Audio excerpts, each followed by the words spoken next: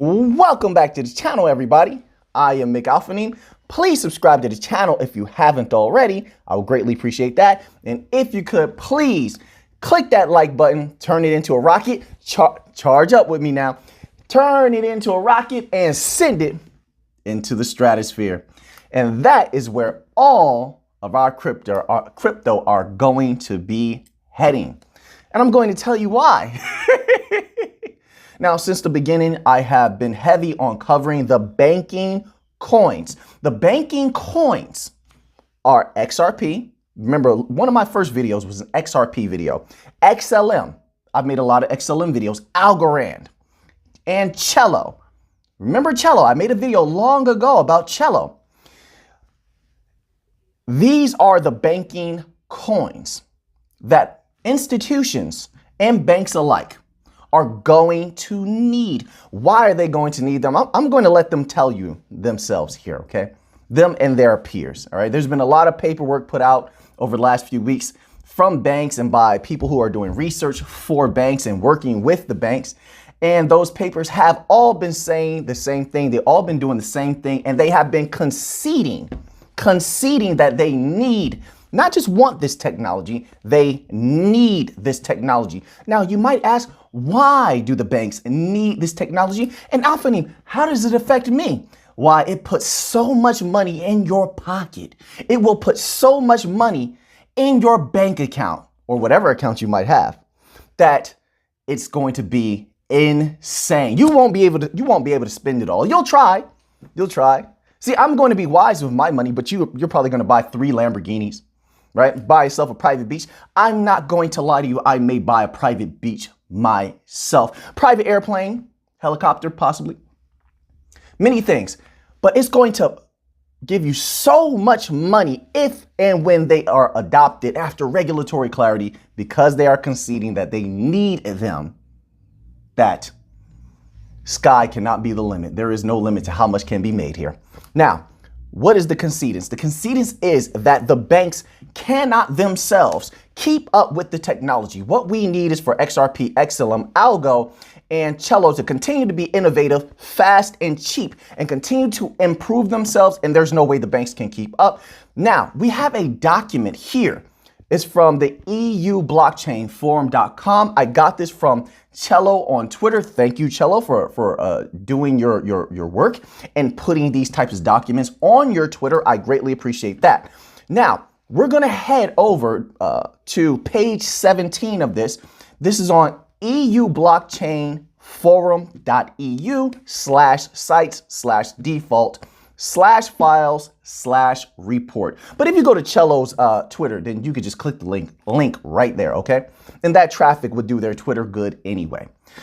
We're going to head over to page 17 and please kindly listen to this beautiful information. Then we're going to backtrack a little bit and cover more information. This is going to be a jam-packed episode of Alphanim. Page 17 begins titled, "A Framework for Action. Central banks find themselves in a classic innovator's dilemma situation. They must maintain their core user base against encroachment." Encroachment would be all of the crypto and the DeFi that people are storing their money in. I'm not going to lie, I do that a lot. I'd rather store my money in crypto and have some profit be made, like how Algorand gives me rewards all the time just from staking. I love that. USDC 15% APY. I love that. So I'm more apt to put my money in crypto and hold it in crypto and increase my money than put it in the bank. That's encroachment to the banks. That's murder to the banks. All right. And so they must defend themselves against this. But how? Let's proceed. They must maintain their core user base against encroachment, both from other central banks. That's not their main competitors, but they want to put that out there. They don't want to give crypto the spotlight in this particular document, but that's okay because they don't have a choice anyway. But crypto is the real threat. We'll get to that in a second. Both from other central banks' efforts to expand their influence globally and from non-sovereign actors. They have the advantage of incumbency and a large customer base, yet the stupendous exponential growth of alternative currencies, crypto. Didn't I just say that? See that? I told you. I know what I'm talking about. Yet the stupendous exponential growth of alternative currencies and the relentless innovation. Didn't I say that also? And I haven't read this document yet. We're going through this for the first time, but they cannot keep up with the innovations of Algorand, XRP, XLM, Cello. They're going to need them because they cannot keep up with that technology. They can't. The technology is too fast, too efficient, too well developed. And also, it's so cheap that everybody is salivating at the mouth to get a piece of it, to use it for the business. I will probably be using crypto in my business as well. I've been gone for a while. I've been developing my LLC now, and it will be utilizing crypto. Now, let's continue on here. Consider, by way of historical illustration, the case of Minitel. Throughout the 1990s, Minitel, France Telecom's offering, was a force to be reckoned with in the nascent e-commerce space, backed by the de facto imprimatur of the federal government.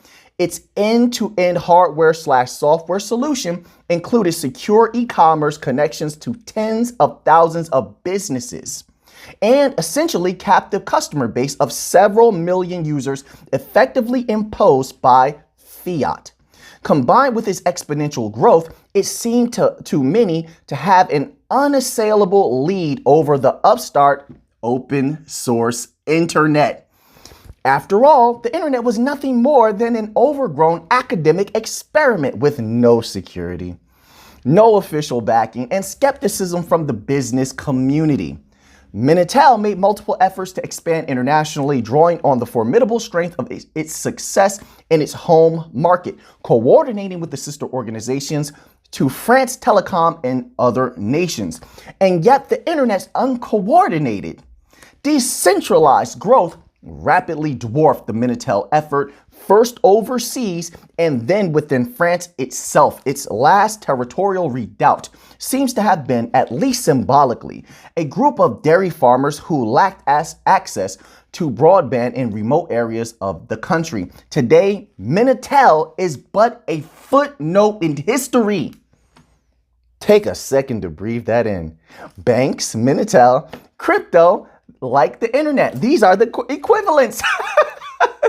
You and I are going to get so rich. Muy linda, mi gente.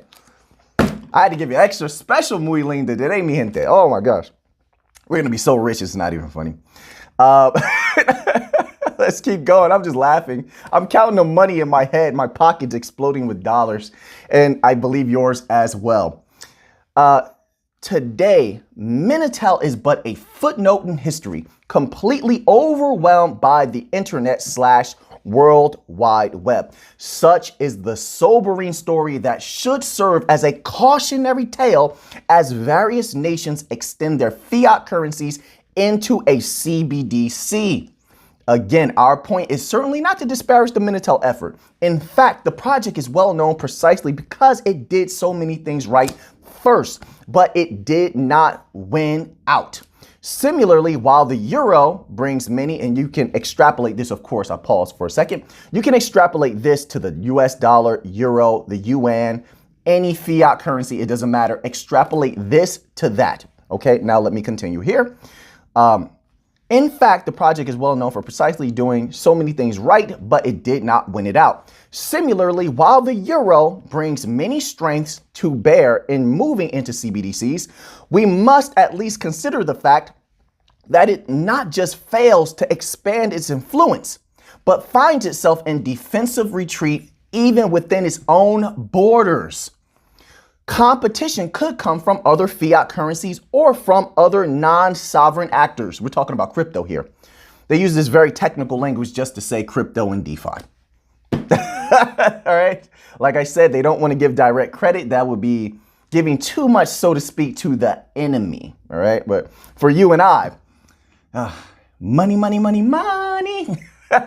Oh, man, that price is going to go crazy parabolic. And what I'm thinking about as a parabolic run cannot even be fathomed by the common person. But that's just me. I'm not a financial advisor. I'm not telling you to believe what I'm saying. I'm simply here to present information. What you do with it, now that is up to you. Let's continue on here, everyone.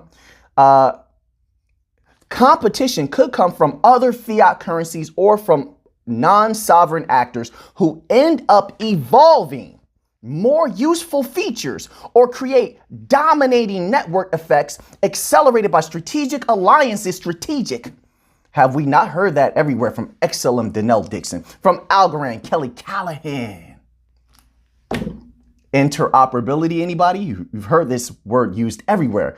From Ripple, Garlinghouse, Brad Garlinghouse, interoperability. They're forming alliances. They are forming the holy trinity of coins. XLM, XRP, Algorand, and a few others are going to fill in those gaps. Cello is there. Cello is there. Another banker's coin, and a few others. Let's continue on, everybody. I'm salivating already. I'm so hungry for this money. I could taste it. It's already in my pocket. Competition, let's not start from there, all at exponential rates that shrink the time frame for appropriate response. So they're running out of time to respond to this threat that is crypto. They're running out of time to catch up. The only thing they're going to be able to do, as you have seen from the MIT experiments and research, and as you've seen from IBM, I released that video some months ago about IBM WorldWire. All of these places, they're running out of time. The only thing they're going to be able to do is to merge with the technology and grow with it, to utilize it and make it a friend, so to speak, an asset, so to speak, on every level, and not an enemy. But to utilize this thing that's going to grow, to ride the wild beast instead of be gored by the wild beast. That is a wiser path to take, and that is the path that they are taking. But they have been conceding here that they cannot keep up with the technology, which means what? It means it is inevitable that they are going to use XRP, XLM, Cello, and Algorand in an interoperable system that is going to make the value of those coins, the price of those coins, raise so much. I like to say raise instead of rise. This is an anime thing, but raise so high that is going to be mind-blowing because there has never been a banking crypto coin before. You have not seen it before. Bitcoin is something different. We're talking about bankers' coins. Now, I understand some people are against these sort of centralized usages of coins and such like that, even though some of these will remain decentralized, like XLM, Algorand and such, they can be utilized by centralized bodies. But putting all personal feelings aside, who wants to be a millionaire and billionaire? If we're here to make money, I'm here to make boatloads of money. So I put every little bit of feeling to the side and say, where's the cash? Money, money, money. And the cash is there, but it's going to take patience. Patience is a virtue, everyone, a virtue for a reason. No one ever said the mountain climb was going to be easy. It is not. Climbing that mountain, climbing Everest is tough, but when you make it to the top, you can say you did something no one else ever did. You hold the glory. For us, the mountain is patience when it comes to these cryptocurrencies that are banking coins. And our glory is the millions and billions we will make. Once in a lifetime opportunity that we have seized. Let me continue on. There's much more in this document. I am not finished. I just give you my humble thoughts. Let's continue on here. How then to respond? It is not our place to offer specific advice, but a framework for response is certainly possible. First, do no harm. It may go without saying, but we will say it anyway. The stability of the financial system within the EU is paramount, and that goes for all of the systems around the world, okay? Continuing to do what central banks to date have done well, despite challenges, is overwhelmingly the first priority. That being said, a CBDC creates the possibility of an innovative ecosystem that can be built on top of a stable, well-managed currency. Here, one should look to cultivate relationships with the private sector beyond traditional banks to find new ways of creating value, which means what? That would mean that technically speaking, in order to utilize an interoperable system of XRP, XLM, Algorand, Cello, if they have a combination of these cryptocurrencies, these protocols, that the price could theoretically on agreement, and I think this is logical, right? On agreement between banking systems, the price of those protocols could be artificially agreed upon and inflated, so to speak, so that it's so high that they are stabilized because regular people would not be able to buy it. Therefore, regular retail investors would not have enough in order to destabilize those particular protocols, those particular cryptocurrencies. Do you understand what I'm saying? There could be an agreed upon number, value, price, and banks have so much money. This is what I was saying before. They have so much money, they could buy up almost all of the XRP, XLM, Algorand. They could buy as much as they want to inflate that price and make it go up and stabilize it externally or artificially, so to speak. I think you follow what I'm saying. And that is what is highly possible and what would make the price of these protocols go so high that you could never expect it. You would never see it coming because of that. But thinking as a chess player, and I am definitely that, I would think that this is a necessary measure. And there's no telling how high they will want to raise that price in order to keep it out of the hands of the retail investors who would act to destabilize it just based upon retail action. So to get those coins out of the hands of destabilizing actors, there could be an agreed upon value, a very, very high agreed upon value. But this is all speculative, of course, but this seems to be logical and seems to be what they're pointing at in this document. And that is beautiful. Patience is a virtue, everyone. Oh, I have infinite patience. Let's continue on here because this is getting more and more interesting. It may go without saying, but we will say it, the stability of the financial system within the EU.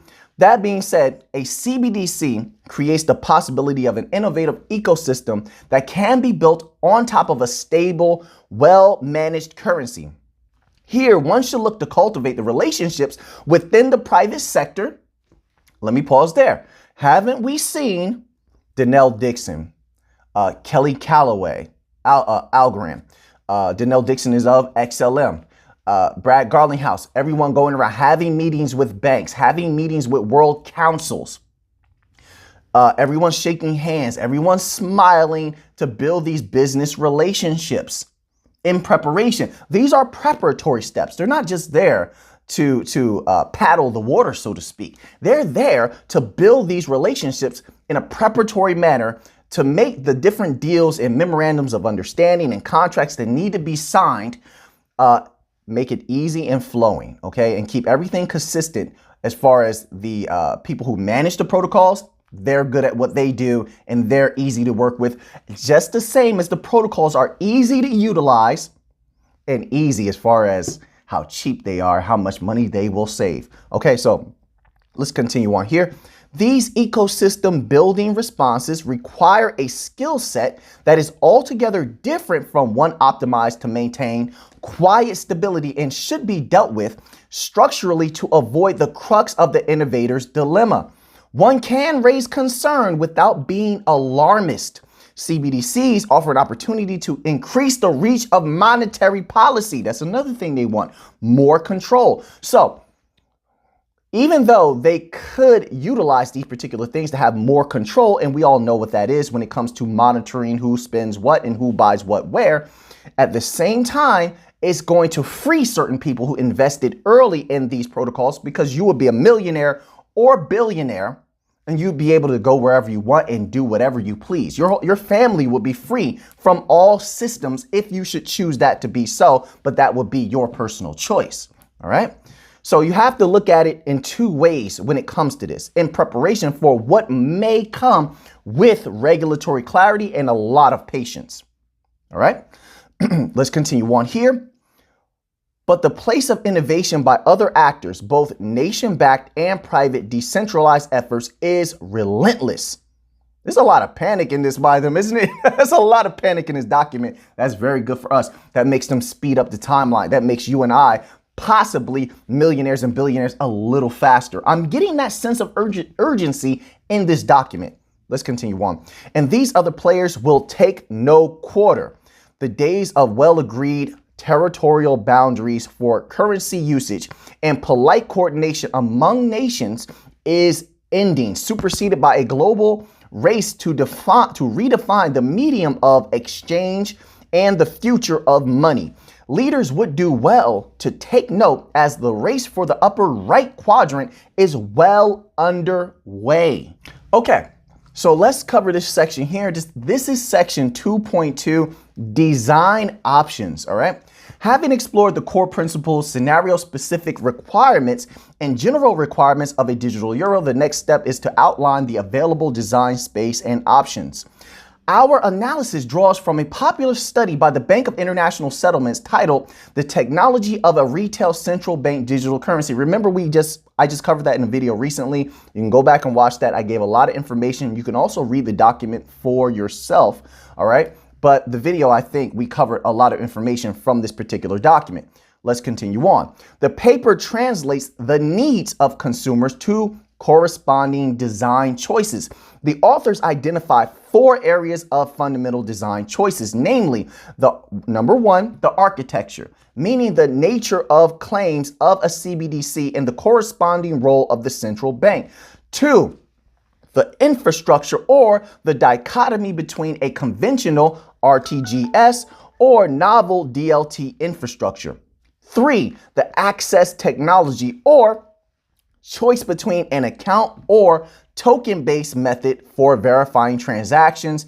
And number 4, the interlinkages, meaning whether a CBDC is for wholesale or retail use. Naturally, by drawing from this analysis, we also acknowledge pre-existing as well as follow-up research. Of course, in general, in terms of the management of a CBDC, reports from academia and industry are in broad agreement that this could be handled entirely by a central bank or through a collaborative effort that involves the central bank, commercial banks, and even other financial institutions, with accompanying implications for the nature of claims. Most relevant reports also showcase the debate of an account versus token-based access method for CBDCs.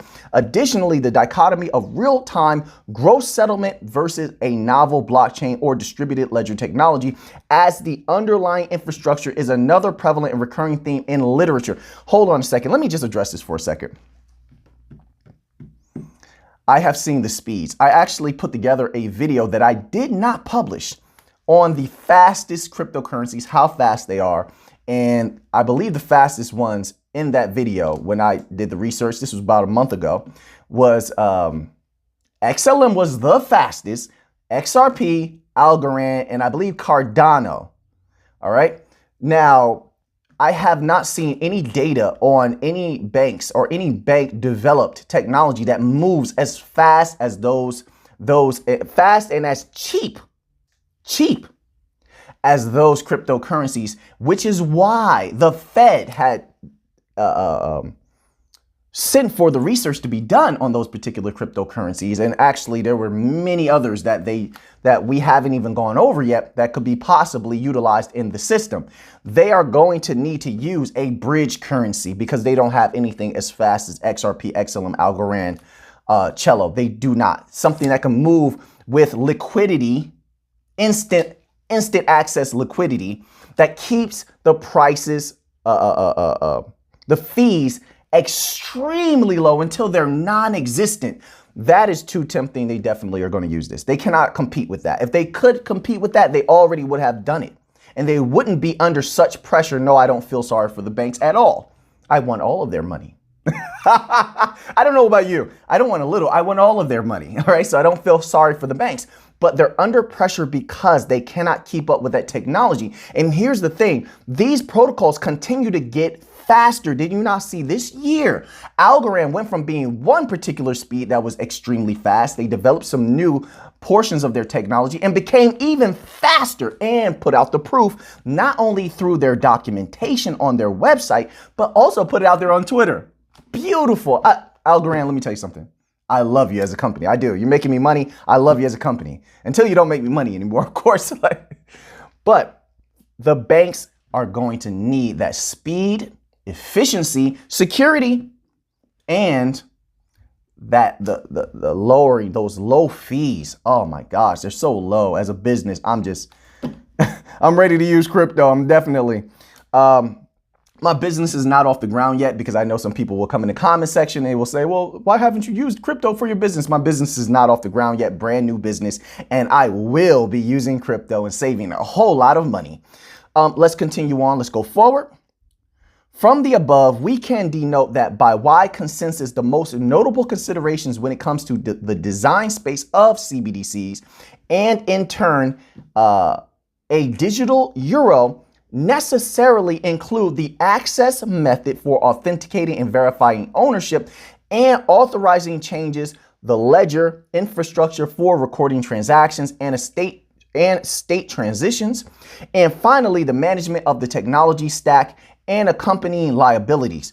For this report, we will not consider the option of a wholesale CBDC, as in the words of the ECB's president, Christine Lagarde, digital wholesale money is not new, as banks have been able to access central bank money for decades.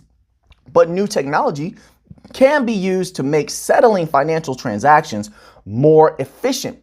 It also opens the possibility of a retail CBDC, which would be very innovative in that it would be accessible to a wide audience. Simply put, an analysis of a potential retail digital euro is more compelling, not only academically, but also pragmatically. Nevertheless, segments of the present apply to a wholesale digital euro too. So, in summation, we are going to be millionaires, possibly millionaires and billionaires, because the banks need these banking coins. They cannot keep up with the advancing technology. They cannot lower their fees enough, or they would have done it. They cannot match the security of these developed protocols, which security and friction are their specialty, thought up by genius individuals. Okay, brilliant minds thought these things up. They are going to need the liquidity, instant liquidity, on demand liquidity. Okay, they're going to need all of this, and they are under pressure. And this is a beautiful, beautiful thing. We need regulatory clarity. I believe we're going to get that. We've been taking all the right steps towards regulatory clarity. We have the right people fighting the right battles with these particular governing bodies, trying to work with them and bring them on board. Okay, so we're not stuck in the mud, rotating our tires forever, battling them. We're trying to work with them, bring them to reason, and I believe it's been working. We saw a couple of victories, and this has been very, very, very good. So we have much more that I can cover, but I don't want to keep you too long. I appreciate you watching the video. It feels good to be back talking to everybody once again. I had to put on my driving gloves. It actually protects my hands. I went without my gloves for a while driving, and my hands are so raw after about eight hours of driving. I need to put the gloves on, okay? But just for this video, it wasn't for driving. I just put them on just because I think they're cool. So now that you have that information, what are you going to do with it? Isn't it beautiful how that price in the future is just going to dramatically, with regulatory clarity, dramatically raise itself up to such a mind-blowing level? Raise it tall.